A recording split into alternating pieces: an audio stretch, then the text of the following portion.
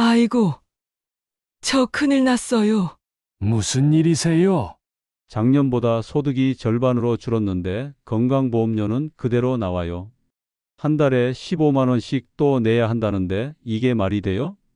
78세 박순덕 할머니 평생 성실하게 보험료 냈는데 30만 원짜리 추가 납부 고지서가 날아왔습니다. 똑같이 살았는데 도대체 왜 이런 일이 생긴 건지 모르겠다고 하세요. 안녕하세요, 여러분. 건강보험공단에서 35년 동안 보험료 정책을 담당해 온 박성민입니다. 방금 들으신 대화 절대 남의 일이 아닙니다. 요즘은 소득이 줄어도 신청 안 하면 바로 수십만 원 손해보는 시대입니다. 특히 어르신들이 자주 놓치시는 실수들, 7월 신청 기간 놓치면 그 어떤 방법도 없습니다. 그래서 오늘 이 영상을 통해 건강보험료 확실하게 줄이는 법 완벽하게 알려드리겠습니다. 이것만 알아두시면 앞으로 억울한 일은 절대 없을 겁니다. 본격적인 이야기를 시작하기 전에 잠깐만요. 앞으로 전해드릴 내용이 정말 중요합니다. 구독과 좋아요 한번 눌러주시면 큰 힘이 됩니다. 안녕하세요, 여러분. 저는 35년간 건강보험공단에서 일해온 박성민입니다. 수많은 어르신들의 보험료 상담을 해드리면서 정말 안타까운 일들을 많이 봤습니다. 그 중에서도 특히 기억에 남는 분이 계세요. 78세 박순덕 할머니라는 분이셨는데 매년 8월 말쯤 되면 꼭 찾아오시는 분이셨거든요. 그때마다 하시는 말씀이 똑같았어요. 아이고, 또 놓쳤네요. 작년에 직원분이 7월에 오라고 했는데 깜빡했어요. 그럴 때마다 저는 정말 마음이 아팠습니다. 단 며칠만 더 일찍 오셨더라면 수십만 원을 아낄 수 있었는데 말이에요. 박순덕 할머니는 남편을 잃고 혼자 살면서 작은 반찬 가게를 운영하고 계셨습니다. 평소에는 그럭저럭 살아가셨는데 코로나가 터지면서 상황이 완전히 바뀌었어요. 손님들이 뚝 끊어지면서 작년 한 해 소득이 절반으로 떨어진 거죠. 그런데도 건강보험료는 그대로 나오니 얼마나 답답하셨겠어요. 직원님, 저 작년에 200만 원 밖에 못 벌었는데 보험료는 왜 한 달에 15만 원씩 나와요? 도대체 이해가 안 돼요. 할머니의 이런 하소연을 들을 때마다 저는 우리나라 건강보험 제도의 복잡함을 새삼 느꼈습니다. 건강보험료 계산은 정말 복잡해요. 많은 분들이 소득만 보고 매긴다고 생각하시는데 그게 아니거든요. 소득은 물론이고 재산도 보고 전월세 보증금까지 다 따져서 매기는 거예요. 집이 있으면 집값도 고려하고 예금이 있으면 그것도 포함시키죠. 주식이나 펀드 같은 금융재산까지 다 들여다봅니다. 더 큰 문제는 시점이 다르다는 거예요. 올해 내는 건강보험료는 전전년도 기준으로 계산되거든요. 그러니까 작년에 소득이 줄어도 올해 상반기까지는 높은 보험료를 계속 내야 하는 거죠. 마치 과거에 잘 나가던 시절 기준으로 현재의 어려운 상황에서 돈을 내라고 하는 셈이에요. 박순덕 할머니처럼 많은 어르신들이 이런 사실을 모르고 계세요. 어떤 분은 내가 뭘 잘못했길래 이렇게 많이 내야 하나 하면서 자책하시기도 하고 또 어떤 분은 정부에서 서민들만 괴롭힌다 하며 화를 내시기도 해요. 하지만 사실은 제도를 잘 알고 활용하면 충분히 줄일 수 있는 방법이 있거든요. 저는 할머니께 매번 말씀드렸어요. 할머니, 7월에 꼭 오세요. 7월 첫째 주부터 8월 둘째 주까지만 신청하시면 됩니다. 그 시기를 놓치면 다음 달부터밖에 안 돼요. 하지만 할머니는 해마다 놓치시더라고요. 나이가 드시니까 깜빡하시는 것도 이해가 되긴 했지만 그래도 안타까웠어요. 작년에는 할머니가 조금 일찍 오셨어요. 8월 10일 정도였는데 그때도 이미 늦었죠. 할머니, 정말 아깝게 놓치셨네요. 일주일만 더 일찍 오셨으면 7월분부터 소급해서 줄여드릴 수 있었는데요. 그때 할머니 표정을 저는 잊을 수가 없어요. 정말 억울해 하시더라고요. 올해는 달랐습니다.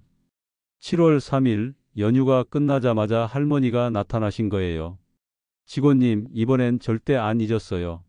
작년 소득금액 증명원도 미리 세무서에 가서 떼어 오시고 신분증도 깔끔하게 준비해 오셨더라고요. 평소보다 훨씬 단정하게 차려입고 오신 모습을 보니 얼마나 준비를 철저히 하셨는지 알 수 있었어요. 신청 절차는 생각보다 간단했어요.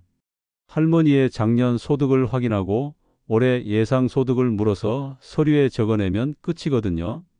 할머니는 작년에 200만 원을 버셨고 올해도 코로나 여파로 비슷하거나 조금 더 적을 것 같다고 하셨어요. 그럼 당연히 조정 대상이 되는 거죠. 계산해 보니 한 달에 약 12만 원 정도 줄어들 것 같았어요. 할머니, 다음 달부터 보험료가 많이 줄어들 거예요. 제가 그렇게 말씀드리니까 할머니가 정말요? 얼마나 줄어드는데요? 하고 반가워 하시더라고요. 1년에 140만 원 정도 절약되실 것 같아요. 제가 그렇게 말씀드리니까 할머니가 눈물을 글썽이시더라고요. 아이고, 그럼 한 달에 10만 원 넘게 아끼는 거네요. 그 돈이면 손자 용돈도 주고 약값도 낼 수 있겠어요. 그런데 여기서 중요한 게 있어요. 이 조정 신청이라는 게 아무나 할 수 있는 건 아니거든요. 몇 가지 조건이 있어요. 먼저 작년 소득이 줄어야 하고 올해도 비슷하거나 더 줄어들 것으로 예상되어야 해요. 만약 올해 소득이 작년보다 많이 늘어날 것 같다면 신청하면 안 됩니다. 나중에 정산할 때 오히려 더 많이 내야 할 수도 있거든요. 박순덕 할머니 경우를 보면 작년에 반찬 가게 매출이 절반으로 줄었어요. 단골 손님들이 코로나 때문에 집에서 해먹기 시작했고 새로운 손님도 별로 없었죠. 올해도 상황이 크게 나아지지 않았으니까 조정 신청을 할 수 있는 거예요. 그런데 제가 35년 동안 일하면서 본 걸로는 이런 조건에 해당하는 어르신들이 생각보다 정말 많아요. 특히 자영업 하시는 분들은 경기 변동에 민감하잖아요. 작년에 장사가 안 되면 올해도 비슷한 경우가 대부분이거든요. 또 연금 외에 임대소득이 있으신 분들도 마찬가지예요. 요즘 전세 시장이 어려워지면서 공실이 생기거나 월세를 못 받는 경우가 늘어났거든요. 이런 분들도 조정 신청 대상이 될 수 있어요. 그런데 문제는 이런 제도가 있다는 걸 아는 분들이 별로 없다는 거예요. 건강보험공단에서 일일이 연락을 드리지도 않고 본인이 직접 알아서 신청해야 하거든요. 그래서 해마다 놓치는 분들이 너무 많아요. 실제로 작년에 제가 담당한 지역에서 조정 신청을 한 분들을 보면 대상자의 10%도 안 되더라고요. 나머지 90%는 그냥 높은 보험료를 계속 내고 계신 거죠. 정말 안타까운 일이에요. 더 안타까운 건 신청 기간이 정해져 있다는 거예요. 7월 첫째 날부터 8월 11일까지만 가능하거든요. 이 기간을 놓치면 다음 달부터밖에 적용이 안 돼요. 7월분까지 소급해서 받을 수 있는 혜택을 놓치는 거죠. 박순덕 할머니처럼 매년 놓치시는 분들을 보면서 저는 정말 마음이 아팠어요. 특히 할머니는 작년에 8월 10일에 오셨거든요. 딱 하루 늦은 거예요.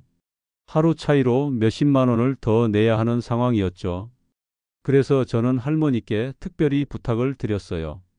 할머니, 내년에는 꼭 7월 초에 오세요. 달력에 동그라미 쳐놓으시고요. 할머니도 그래, 꼭 기억하고 올게 하셨지만 솔직히 걱정이 되더라고요. 다행히 올해는 할머니가 정말 일찍 오셨어요. 7월 3일이었으니까 거의 첫날에 오신 거죠. 할머니가 얼마나 준비를 많이 하셨는지 알 수 있었어요. 평소에 입던 옷 말고 깨끗한 옷을 입고 오시고 서류도 미리 다 준비해 오시고요. 할머니, 이번엔 정말 완벽하시네요. 제가 그렇게 말씀드리니까 할머니가 아들한테 달력에 표시해 달라고 부탁했어. 절대 잊으면 안 된다고 했거든 하시더라고요. 가족들도 함께 챙겨주신 거죠. 신청 서류를 받아보니 정말 깔끔하게 준비해 오셨어요. 작년 소득금액 증명원도 최신 걸로 떼어 오시고 신분증도 유효기간 확인해서 가져오시고요. 이런 준비성을 보면서 저는 새삼 감탄했어요. 할머니의 작년 소득을 확인해 보니 정말 많이 줄어들었더라고요.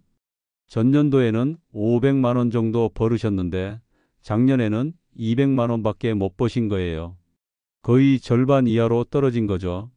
할머니 정말 어려우셨겠어요. 제가 그렇게 말씀드리니까 할머니가 뭐, 나 혼자 사는 게 어디야? 그래도 건강하니까 다행이지 하시면서 씩씩하게 웃으시더라고요. 그런 할머니를 보면서 저는 정말 존경스러웠어요. 올해 예상 소득도 물어봤는데 비슷하거나 조금 더 적을 것 같다고 하시더라고요. 코로나가 완전히 끝나지 않았고 물가는 계속 오르는데 손님들은 여전히 줄어들고 있다는 거예요. 그럼 당연히 조정 대상이 되는 거죠. 계산을 해보니 정말 많이 줄어들더라고요. 한 달에 12만 원씩 줄어드니까 1년이면 144만 원이에요.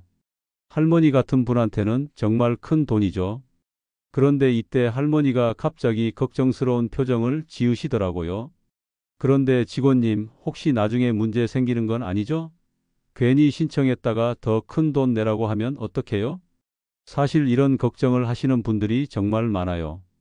정부에서 주는 혜택이라고 하면 나중에 뭔가 함정이 있을 거라고 생각하시는 거죠. 특히 나이 드신 분들은 그런 의심을 많이 하세요. 할머니, 걱정하지 마세요. 이건 정당한 권리예요. 제가 그렇게 말씀드렸지만 할머니는 여전히 불안해 하시더라고요. 그래도 뭔가 이상하잖아요. 왜 이런 좋은 제도를 사람들이 모르게 해놓은 거예요? 할머니 말씀이 맞아요. 정말 이상한 일이죠. 이렇게 좋은 제도가 있는데 홍보를 제대로 안 하는 거예요. 건강보험공단에서도 예산 문제인지 뭔지 적극적으로 알리지 않고요. 그러다 보니 정작 혜택을 받아야 할 분들은 모르고 지나가는 거죠. 더 큰 문제는 신청 방법도 복잡하다는 거예요. 서류도 여러 개 준비해야 하고 신청 기간도 짧고요.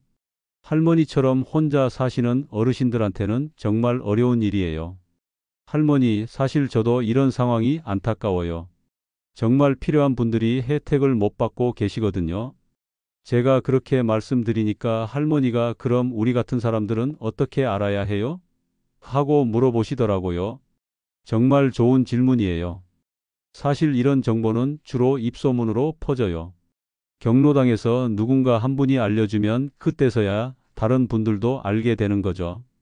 그런데 잘못된 정보가 섞여서 전해지는 경우도 많아요. 예를 들어서 무조건 줄어든다 이런 식으로 잘못 알고 계시는 분들이 있어요. 그래서 조건에 맞지 않는데도 신청하러 오시는 경우가 있거든요.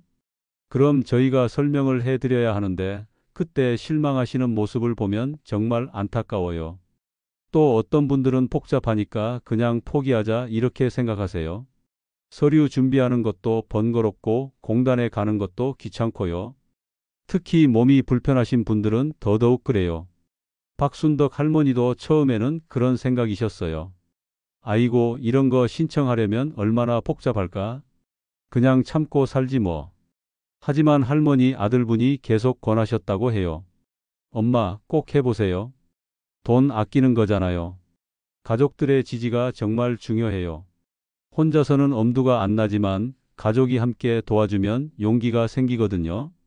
할머니도 아들분이 달력에 표시까지 해주시고 서류 준비도 도와주셔서 이번에 성공할 수 있었어요. 그런데 모든 어르신들이 이런 가족 지원을 받을 수 있는 건 아니에요. 혼자 사시는 분들이나 자식들이 멀리 있는 분들은 정말 어려워요. 그래서 저는 가끔 안타까울 때가 있어요. 할머니, 그런데 신청하신 후에도 조심하실 게 있어요. 제가 그렇게 말씀드리니까 할머니가 깜짝 놀라시더라고요. 뭐요? 또 뭘 조심해야 해요? 올해 소득이 예상보다 많이 늘어나면 다시 신고하셔야 해요. 그렇지 않으면 내년에 정산할 때 문제가 될 수 있거든요. 할머니는 아이고, 그럼 또 복잡하네 하시면서 한숨을 쉬셨어요. 사실 이 부분이 정말 중요해요. 많은 분들이 신청만 하고 끝이라고 생각하시는데 그게 아니거든요. 올해 소득이 예상보다 많이 늘어나면 반드시 변경 신고를 해야 해요. 그렇지 않으면 나중에 큰 문제가 될 수 있어요. 예를 들어서 올해 장사가 갑자기 잘 되어서 소득이 많이 늘어났다고 해보세요. 그런데 그걸 신고하지 않고 그냥 둔다면 내년에 정산할 때 몇백만 원을 한꺼번에 내야 할 수도 있어요. 할머니, 그래서 중요한 건 정직하게 신고하는 거예요. 소득이 늘어나면 바로 연락 주세요. 할머니는 알겠어요. 그런데 내 장사가 갑자기 잘 될 일은 없을 것 같은데 하시면서 쓴웃음을 지으셨어요. 또 다른 문제는 서류 관리예요. 신청한 후에도 관련 서류들을 잘 보관해야 하거든요. 나중에 확인이 필요할 때 찾을 수 있어야 해요. 그런데 어르신들은 서류 관리가 쉽지 않으시잖아요. 할머니, 오늘 받으신 접수증은 꼭 잘 보관하세요. 나중에 필요할 수도 있어요. 할머니는 아이고, 또 챙겨야 할 게 많네 하시면서도 접수증을 지갑에 소중하게 넣으셨어요. 사실 가장 큰 문제는 이런 제도 자체의 한계예요. 아무리 좋은 제도라고 해도 복잡하고 번거로우면 정작 필요한 사람들이 혜택을 못 받는 거죠. 더 간단하고 쉽게 만들어야 하는데 그게 쉽지 않나 봐요. 그래도 박순덕 할머니는 이번에 성공하셨으니까 다행이에요. 앞으로 몇 달간은 보험료 부담이 많이 줄어들 거예요. 하지만 내년에도 또 신청해야 하는 상황이 올 수도 있어요. 그때는 또 까먹지 않으실까 걱정이에요. 그래서 저는 할머니께 특별한 제안을 드렸어요. 할머니, 내년에도 꼭 기억하실 수 있도록 제가 도와드릴게요. 한 달 후 할머니가 다시 찾아오셨어요. 이번에는 환한 웃음을 지으면서 말이에요. 직원님, 정말 됐어요. 이번 달 보험료 고지서 받아보니까 12만 원이나 줄었어요. 할머니의 기쁨이 저에게도 그대로 전해졌어요. 할머니, 정말 다행이네요. 이제 마음 편하게 장사하실 수 있겠어요. 제가 그렇게 말씀드리니까 할머니가 그러게요. 이제 손자 용돈도 넉넉하게 줄 수 있고 약값 걱정도 덜하고요 하시더라고요. 그런데 할머니는 여기서 멈추지 않으셨어요. 직원님, 이런 좋은 정보를 나만 알고 있으면 안 되잖아요. 우리 경로당 할머니들한테도 알려줘야겠어요. 정말 고마운 마음이었어요. 며칠 후에 할머니가 또 오셨는데 이번에는 혼자가 아니었어요. 경로당에서 만난 다른 할머니 두 분을 데리고 오신 거예요. 이 분들도 나처럼 장사가 어려워지셨대요. 도와주세요. 그날 저는 세 분의 할머니를 상담해 드렸어요. 다들 비슷한 상황이셨어요. 작년에 소득이 줄었는데 건강보험료는 그대로 나오니까 힘들어하고 계셨거든요. 다행히 세 분 모두 조정 신청 대상이 되셨어요. 이런 일이 계속 이어졌어요. 박순덕 할머니가 입소문을 내시니까 동네에서 소문이 퍼진 거예요. 7월에 건강보험공단에 가면 보험료를 줄여준다더라 이런 식으로요. 그해 7월 저희 사무소는 그 어느 때보다 바빴어요. 평소에 하루에 한두 분 정도 오시던 게 하루에 10명도 넘게 오시는 날이 있었거든요. 물론 힘들었지만 정말 보람이 있었어요. 하지만 모든 분들이 혜택을 받을 수 있는 건 아니었어요. 어떤 분은 올해 소득이 늘어날 예정이라서 신청하면 안 되는 경우도 있었고, 어떤 분은 이미 최저 구간이라서 더 이상 줄일 수 없는 경우도 있었어요. 그럴 때마다 저는 정말 죄송했어요. 기대하고 오셨는데 도움을 드릴 수 없다고 말씀드리는 게 얼마나 어려운지 몰라요. 특히 멀리서 오신 분들은 더더욱 미안했어요. 8월 10일 신청 마감일이 되었어요. 그날도 박순덕 할머니가 오셨어요. 직원님, 올해 정말 고마웠어요. 덕분에 우리 동네 할머니들이 많이 도움받았어요. 할머니의 고마운 인사에 저도 정말 뿌듯했어요. 할머니, 내년에도 꼭 기억하세요. 7월 첫째 주에 오시면 돼요. 할머니는 걱정 마세요. 이제는 절대 안 잊어버려요. 아들한테도 부탁해뒀고 경로당 할머니들이랑도 약속했거든요 하시더라고요. 그 후로 1년이 지났어요. 올해 7월이 되니까 정말 신기한 일이 벌어졌어요. 박순덕 할머니가 작년보다 더 일찍 오신 거예요. 그것도 혼자가 아니라 경로당 할머니들 5분과 함께 말이에요.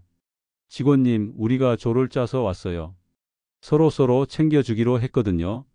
할머니들이 서로 도움을 주고받으며 함께 오신 모습을 보니까 정말 감동적이었어요.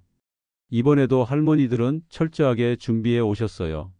서류도 미리 다 떼어 오시고 서로 확인도 해 주시고요. 우리가 이제는 전문가야 하시면서 웃으시는 모습이 정말 보기 좋았어요. 신청을 마치고 나서 할머니들이 하신 말씀이 잊혀지지 않아요. 우리 같은 사람들은 정보가 없으면 손해보기 쉬워. 그래서 서로 알려줘야 해. 정말 맞는 말씀이에요. 사실 건강보험료 조정 신청 같은 제도는 정말 많은 어르신들에게 도움이 될 수 있어요. 하지만 홍보가 부족해서 그리고 절차가 복잡해서 놓치는 분들이 너무 많아요. 저는 35년 동안 이 일을 하면서 느낀 게 있어요. 제도가 아무리 좋아도 사람들이 모르면 소용이 없다는 거예요. 그리고 혼자서는 어려워도 함께하면 할 수 있다는 거요. 박순덕 할머니와 동네 할머니들처럼 서로 정보를 나누고 도움을 주고받는 것, 그게 정말 중요해요. 가족들의 관심과 지원도 필요하고요. 여러분도 주변에 어려움을 겪고 계신 어르신들이 있으시면 꼭 알려주세요. 7월 첫째 날부터 8월 11일까지 작년보다 소득이 줄어든 분들은 건강보험료 조정 신청을 할 수 있다고요. 필요한 서류는 작년 소득금액 증명원과 신분증이면 충분해요. 건강보험공단 지사에 방문하시거나 우편으로도 가능하고 인터넷으로도 신청할 수 있어요.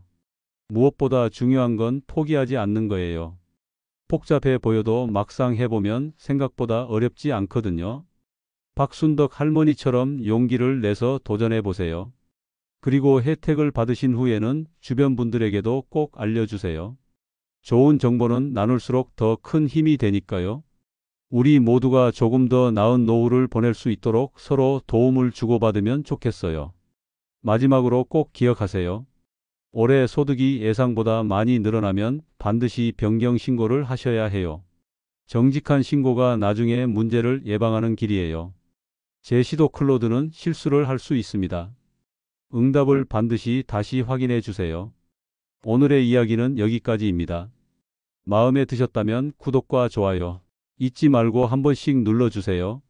소중한 시간 함께 해주셔서 진심으로 감사드리고 앞으로도 더 깊은 이야기로 여러분을 찾아뵐게요.